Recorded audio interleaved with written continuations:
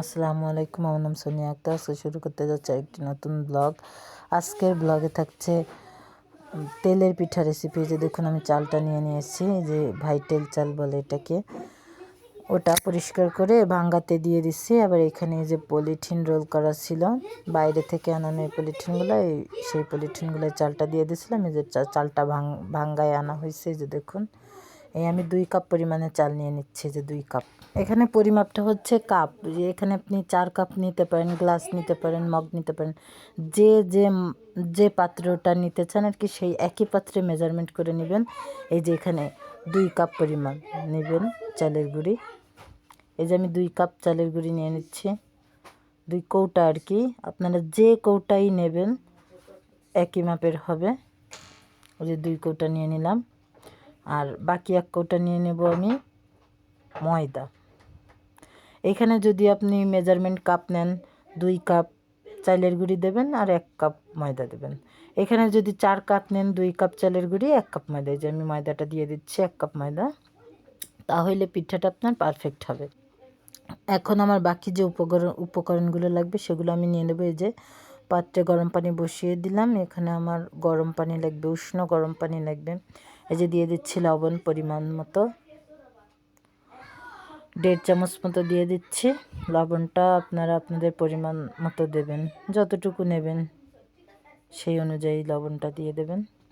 এই যে গরম পানি নিয়ে নিচ্ছি, লবণ আর গুড় আর হচ্ছে একটু নারকেল কুড়া। নারকেল কুড়া কেউ চাইলে দিতে পারেন, আর না চাইলে না দিতে পারেন, স্কিপ করতে পারেন, সমস্যা নেই, যার যার ইচ্ছা আর কি। এবার আমি যে নারকেল কুড়াটা দিয়ে দিচ্ছি।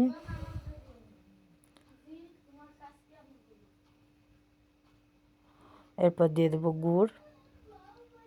আগে গুড় দিবেন, পরে হচ্ছে পানিটা দিবেন। সেক্ষেত্রে হয় কি, গুড়টায় যেহেতু অনেকটা পানি থাকে, সেই কারণে যদি গুড়টা এরকম ভিজা হয়, শুকনো গুড় হলেও তো আপনার গলায় তারপর দিতে হবে, যেহেতু পানিটা থেকেই যায়।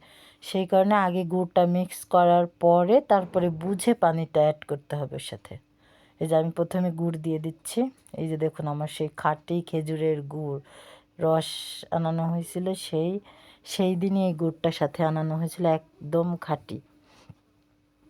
আমি অন্যান্য ভিডিওতে দেখাইছি যে গুড়টা যখন আনছিল, গুড়টা একেবারে গরম ছিল, বয়মটা পুরো ঘামানো ছিল। গরম গুড় বয়মে ঢেলে আনা হয়েছিল। এই যে আমি তারপরে হাত দিয়ে এইভাবে মেখে নিচ্ছি। হাত দিয়ে এইভাবে ভালো করে আগে মেখে নিতে হবে। মাখানোর পরে তারপরে বুঝে বুঝে পানিটা অ্যাড করতে হবে, যে আমার কতটুকু পানি আর কি লাগবেতে। অল্প অল্প করে পানি অ্যাড করতে হবে, একবারে বেশি পরিমাণ পানি দেওয়া যাবে না, সেক্ষেত্রে হয় বেশি না হয় কম, দুইটার একটা হতে পারে। সেক্ষেত্রে আপনি অল্প অল্প করে মিশাবেন। এই যে ঠিক এইভাবে অল্প অল্প করে, অল্প একটু দেবেন, মিশাবেন। তারপর আর একসাথে যদি বেশি পানি দিয়ে দেওয়া হয়, তাহলে আটাটা আপনার গুঁড়িটা আপনার দলা পাকিয়ে থাকে, বিশেষ করে ময়দাটা দলা হয়ে গেলে তারপর আপনার ওইটারে মানে সুন্দর করতে অনেকটা সময় লেগে যাবে। অল্প পানি দিয়ে যেভাবে আটা মাখে ওইভাবে আগে মেখে তারপরে আর কি পানিটা দিলে আপনার ওই ভিতরে আর কি দলা দলা পাকাবে না।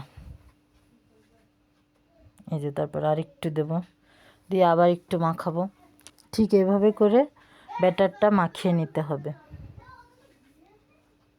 এই যে দেখুন, মাখাতে মাখাতে ঠিক এই পর্যায়ে চলে আসছে। হাত দিয়ে আপনারা এইভাবে করে মেখে নিলে আরও ভালো হয়। এই যে শুকনো গুঁড়ি দিয়ে যদি ব্যাটারটা তৈরি করেন, সেক্ষেত্রে আপনি একটু রেখে দিবেন, আধা ঘন্টা বা 1 ঘন্টা রেখে দিলে, যেহেতু আপনার চালটা যদি শুকনো চালটা আপনি যদি ভিজিয়ে রাখেন, তাহলে নিশ্চয় অনেকটা পানি সে শুষে নেয় এবং ছোটো একটা চাল ফুলে অনেকটা বড় হয়ে যায়, সবাই জানেন। সেক্ষেত্রে আপনার চালের গুঁড়িটাও সেম একই। যখনই শুকনো গুঁড়িটা দিয়ে আমি ব্যাটারটা গোলালাম, যেহেতু আমি একটা পর্যায়ে যে এই এতটুকু থিকনেস হবে ব্যাটারটা, যে নিয়মটা থাকে আর কি, সেক্ষেত্রে যখনই আপনার শুকনো গুঁড়িটা দিয়ে আপনি ব্যাটারটা রেডি করবেন, তখনই দেখবেন ওই শুকনো চালের গুঁড়িটা পানিটা শোষণ করে নেয় এবং ফুলে ওঠে এবং ব্যাটারটা আপনার ঘন হয়ে যায়। হ্যাঁ, যদি বেশি ঘন হয়ে যায় পিঠাটা কিন্তু হবে না, আবার বেশি যদি পাতলাও হয়ে যায় পিঠাটা কিন্তু আপনার পারফেক্ট হবে না। যারা তেলের পিঠা আগে পরে ট্রাই করছেন তারা খুব ভালো করেই জানেন যে তেলের পিঠা যদি একবার নষ্ট হয়ে যায় সেক্ষেত্রে আর ঠিক হতে চায় না, সহজে হতে চায় না, অনেক ঝামেলা আছে। এই কারণে একটু সাবধানতার সাথে করতে হয়। ব্যাটারটা ঠিক কতটা ঘন হবে যে আমি হাত দিয়ে দেখিয়ে দিয়েছি, এটা বুঝে নেওয়ার জিনিস। এই যে কড়াইতে তেল দিয়ে দিলাম, তেলটা গরম হয়ে গেলে একে একে যে দেখুন পিঠা দিয়ে দিচ্ছি। এই যে কেমন হচ্ছে দেখেই বুঝতে পারছেন যে পিঠাটা ঠিক কেমন হচ্ছে, ফুলে ফুলে অনেক সুন্দর পিঠা হচ্ছিল।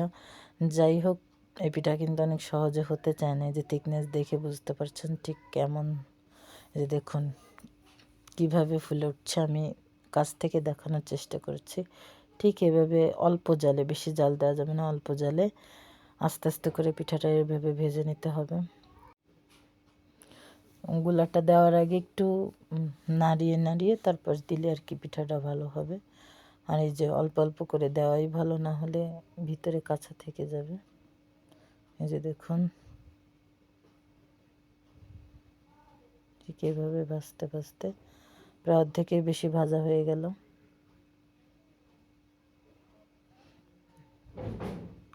এখন শুধু চুলায় দিচ্ছি আর ফুলে ফুলে উঠছে। কথা হচ্ছে সেটা না, কথা হচ্ছে ব্যাটারটা গুলানোটাই মেইন, ভাজাটা মেইন পর্ব না। কারণ আপনি ব্যাটারটা যদি ঠিকঠাক মতো পারফেক্টলি গুলাতে পারেন সেক্ষেত্রে আপনার পিঠাটাও পারফেক্ট হবে। আমি আগেও বলেছি ভিডিওর শুরুতে আর এখনও বলতেছি যে যে কোনো কাপ, আপনি চায়ের কাপ হতে পারে, চালের কোটা হতে পারে, মগ হইতে পারে, গ্লাস হইতে পারে, যে পাত্রেই মাপেন গুঁড়িটা 2 কৌটা নেবেন চালের গুঁড়ি আর 1 কৌটা নেবেন ময়দা, পরিমাণ মতো লবণ দেবেন। গুড় দিয়ে বানান বা চিনি দিয়ে বানান, মানে মিষ্টিটা কতটুকু খেতে চান ঠিক ততটুকুই পর্যন্ত অ্যাড করবেন। চিনি হতে পারে, সেটা গুঁড়ো হতে পারে। যদি চিনি হয় সেক্ষেত্রে আগে দেবেন, পানি দেওয়ার আগে চিনিটা অ্যাড করবেন। যদি গুড় হয় সেক্ষেত্রেও পানি দেওয়ার আগে সব কিছু দিয়ে তারপরে পানিটা দিয়ে ব্যাটারটা গুলবেন। এবং থিকনেসটা আমি হাত দিয়ে আপনাদের উঁচা করে দেখাই দিছি যে ঠিক এতটুকু পর্যন্ত ঘন রাখতে হবে।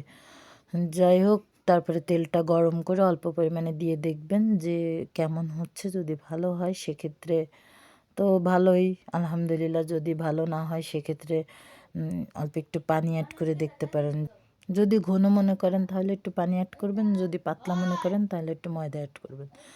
যাই হোক, এইভাবে ব্যাটারটা তৈরি করে ঠিক এইভাবেই ফুলকো ফুলকো তেলের পিঠা তৈরি করে নিন এবং সবাই উপভোগ করুন। যাই হোক, আমি এখন সবাইকে খেতে দিব। যে আমারও কথা বলতে বলতে পিঠার ব্যাটারটাই যে দেখুন শেষ হয়ে গেল, আর 2-3টার মতো আছে। যে দেখুন কতটা সুন্দর ফুলে উঠতেছে। যদি আপনারা এরকম টা চান তাহলে যদি শুকনা গুঁড়ি দিয়ে বানান সেক্ষেত্রে ঘন্টাখানিক ব্যাটারটা গুলে রেখে দেবেন, তারপরে ভাজা স্টার্ট করবেন। তাহলে হবে কি যে আপনার পিঠাটা ভালো ফুলার সম্ভাবনা অনেকটা বেড়ে যাবে। এই যে শেষ, দেখতে দেখতে আমার পিঠাগুলো ভাজা শেষ। আসলে পিঠাটা যদি ভালো হয়, ফুলে বা সুন্দর হয়, আপনার মনের মতন হয়, তাহলে দেখবেন যে সারাক্ষণ মন চাবে যে পিঠা বানাতেই থাকি, বানাতেই থাকি, বানাতেই থাকি। যদি না হয় বা নষ্ট হয়ে যায় তাহলে যে এত কষ্ট লাগে যা বলার মতো না। যাই হোক, আমার সাথে অনেক হয়েছে এরকম। আমি অনেক নষ্ট করছি, অনেক ব্যাটার নষ্ট করছি জীবনে। যাই হোক, ভুল না করলে কখনো সঠিকের কাছে পৌঁছানো যায় না। আপনি ভুল করবেন তবেই তো সঠিকের কাছে পৌঁছাতে পারবেন।